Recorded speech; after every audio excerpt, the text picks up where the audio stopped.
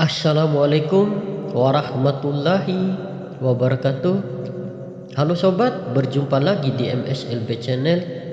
Salam damai, salam sejahtera. Di tengah-tengah konflik global yang semakin kompleks, perang Iran-Israel muncul sebagai salah satu titik api terbesar di kawasan Timur Tengah. Perang ini telah berlangsung dalam berbagai bentuk selama dekade terakhir. Serangan udara, sabotase teknologi nuklir, cyber war, dan dukungan kepada kelompok-kelompok proksi di wilayah seperti Suriah, Lebanon, dan Gaza. Namun, dalam beberapa hari terakhir, perang ini mengalami eskalasi yang nyata. Bukan lagi perang dingin, melainkan perlahan berubah menjadi konflik terbuka. Kekhawatiran dunia pun meningkat. Banyak orang mulai mengaitkan perkembangan geopolitik ini dengan nubuat-nubuat akhir zaman, terutama dari kalangan Syiah yang meyakini bahwa kemunculan Imam Mahdi akan diawali dengan ketegangan besar antara kekuatan Islam dan musuh-musuhnya. Disinilah mitos dan realitas mulai kabur satu sama lain. Sebagian orang mengklaim bahwa kekuatan Iran saat ini berada di bawah bimbingan spiritual Imam Mahdi. Mereka menarasikan bahwa sang khalifah ataupun Imam Mahdi telah hadir dan bersekutu dengan Republik Islam Iran dalam menghadapi Zionisme global. Namun benarkah demikian? Bagi sebagian besar umat Syiah, ini adalah sebuah sistem transisi sebelum Imam Mahdi benar-benar muncul.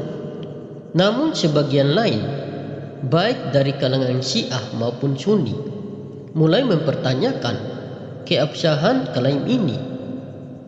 Seiring dengan meningkatnya militerisasi, campur tangan regional, dan represi internal yang dilakukan oleh aparat negara Iran, muncul keraguan apakah benar ini bentuk kekuasaan yang dicita-citakan Imam Mahdi.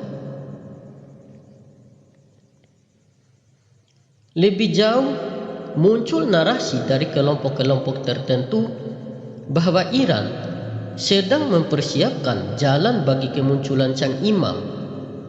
Mereka melihat kekuatan militer Iran, ketahanan ekonominya di tengah sanksi, serta keberaniannya menantang Israel dan Amerika sebagai tanda-tanda dukungan spiritual. Namun sesungguhnya, mungkin saja ini hanyalah propaganda politik yang dibungkus dengan simbolisme agama. Realitas yang jauh lebih halus dan dalam sedang terjadi. Menurut sepengetahuan kami, Imam Mahdi, sang khalifah akhir zaman, bukanlah bagian dari kekuatan politik Iran. Dia tidak duduk di balik layar kekuasaan, tidak memimpin operasi militer rahasia, dan tidak menjadi penentu kebijakan negara. Imam Mahdi, sebagaimana yang diyakini oleh banyak tradisi spiritual, adalah sosok yang sangat selektif dalam langkah-langkahnya. Dia tidak tampil ke permukaan hanya karena ada gejolak atau perang. Bahkan dalam kondisi dunia yang sedang berkecamuk, Imam Mahdi tetap memilih untuk menetap dalam kegaibannya, tidak karena lemah, tetapi karena belum tiba waktunya.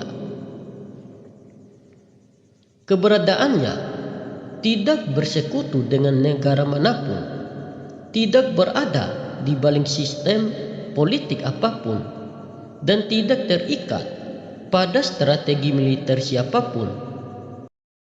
Dia adalah pemimpin spiritual yang hadir untuk menyembuhkan, bukan untuk menambah luka.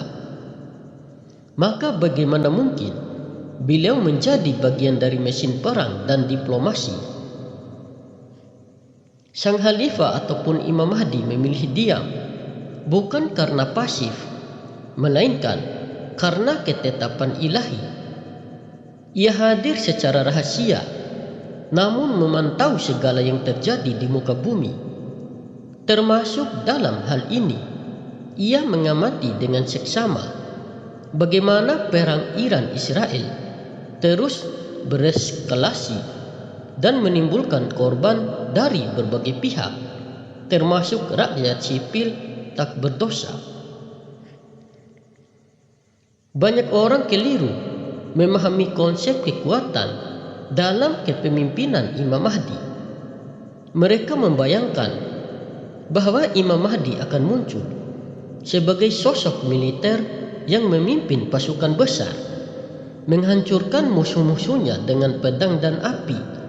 Mereka lupa bahwa Imam Mahdi bukan hanya panglima perang, tetapi lebih utama sebagai pembawa pencerahan, keadilan, dan penyembuhan spiritual dunia. Kekuatan Imam Mahdi tidak terletak pada misil atau teknologi canggih. Ia tidak membutuhkan drone, rudal balistik, atau taktik perang sibernetik. Kekuatan sejatinya adalah pada kehadirannya yang membawa keseimbangan batin dan keraturan semesta. Ia hadir untuk mengembalikan harmoni antara manusia dan Tuhan, antara jiwa dan takdirnya. Maka dari itu, gagasan bahwa beliau bersekutu dengan kekuatan militer Iran bukan hanya keliru, tetapi juga mencemarkan esensi misinya yang suci. Sang Khalifah tidak membutuhkan negara, justru negara-negara yang akan ditantang oleh kemunculannya. Karena hampir beberapa sistem kekuasaan di bumi telah menyimpang dari kebenaran hakiki. Pertanyaan ini seringkali muncul. Jika dunia sudah sekarat oleh ketidakadilan, kekerasan, dan kehancuran moral, mengapa Imam Mahdi belum juga muncul ke publik? Mengapa beliau memilih menetap dalam kegaiban dan tidak bertindak? Jawabannya adalah karena dunia belum siap, karena manusia belum benar-benar rindu keadilan yang hakiki, karena orang-orang masih mengaitkan kekuatan dengan senjata, kemenangan dengan darah, dan kebangkitan dengan nasionalisme. Sang Khalifah ataupun Imam Mahdi tidak akan muncul di tengah kebisingan ambisi, kekuasaan, dan agenda politik. Ia akan hadir dalam sunyi, dalam detak hati mereka yang benar-benar mencari kebenaran. Sampai saat itu tiba, Sang Khalifah ataupun Imam Mahdi terus memantau. Ia mendengarkan jeritan para yatim dari Gaza, mengamati strategi para jenderal Israel dan Iran, menyaksikan korupsi di kantor-kantor politik, dan mendengar doa-doa hamba-hamba yang masih suci di sudut-sudut dunia. Ia hadir dalam kepedihan dan harapan, dalam mimpi dan cinta, dalam kesunyian dan renungan malam.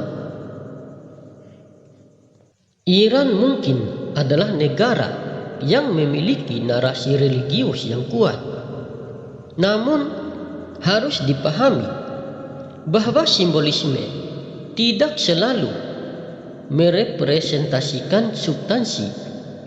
Meskipun mereka mengangkat nama Imam Mahdi, bukan berarti mereka berada di bawah bimbingannya. Imam Mahdi tidak bisa dipolitisasi. Ia tidak dapat dipanggil untuk menjadi ikon negara atau alat legitimasi kekuasaan. Siapapun yang menjadikan sang imam sebagai bagian dari propaganda sesungguhnya sedang menjauhkan dirinya dari sang imam itu sendiri. Sesungguhnya sang khalifah ataupun Imam Mahdi adalah kekuatan sunyi yang bergerak di luar sistem. Ia tidak membutuhkan legitimasi dari media, panggung, atau parlemen. Ia hidup di bawah lindungan Tuhan dan berjalan di bawah radar dunia. Tidak ada negara yang dapat mengklaimnya. Tidak ada militer yang dapat mengamankannya. Tidak ada elit yang dapat mengarahkan langkahnya. Satu-satunya cara untuk dekat dengan sang khalifah ataupun Imam Mahdi adalah dengan tulus mencarinya, bukan dengan menjadi bagian dari kekuasaan atau organisasi, melainkan dengan menyucikan diri dan menyelaraskan diri dengan getaran keadilan dan kasih Tuhan. Mereka yang hatinya bersih dan pikirannya jernih akan lebih dekat dengan sang imam dibanding mereka yang memegang senjata dan berbicara lantang. Dalam konteks ini, menunggu bukan berarti pasif. Menunggu adalah tindakan spiritual. Ia menuntut pembenahan batin, keikhlasan, dan kesiapan untuk menyambut kepemimpinan ilahi. Dalam sunyi dan doa-doa malam, Imam Mahdi lebih dekat dengan mereka yang miskin, yang terusir, yang ditindas, daripada mereka yang berkuasa dan bersenjata. Perang Iran-Israel mungkin akan terus berlanjut. Akan ada eskalasi serangan balasan, bahkan mungkin perang terbuka yang melibatkan negara-negara besar. Namun, dalam semua ini, Imam Mahdi tetap tenang di tempat kediamannya. Ia tidak terlibat dalam strategi militer. Ia tidak memberi perintah kepada para jenderal. Ia hanya mengamati, menunggu, dan mempersiapkan hari di mana dunia benar-benar siap untuk kehadirannya. Ia tidak berpihak kepada negara, melainkan berpihak kepada kebenaran. Ia tidak berdiri di belakang kekuasaan, melainkan berdiri bersama mereka yang suci hatinya. Dan sampai waktu itu tiba, kita semua diminta untuk bersiap, bukan dengan senjata, tapi dengan jiwa yang bersih dan hati yang rindu akan Tuhan. Maka jangan mencari Imam Mahdi di dalam parade militer atau pidato politik. Carilah dia dalam sunyi malam, dalam tangis mereka yang dijolimi, dan dalam getaran hati yang benar-benar ingin pulang kepada cahaya. Oke sobat, mungkin ini saja yang bisa saya sampaikan. Lebih dan kurangnya saya mohon maaf. Semoga informasi ini bermanfaat. Terima kasih. Wassalamualaikum warahmatullahi wabarakatuh. Salam MSLB Channel.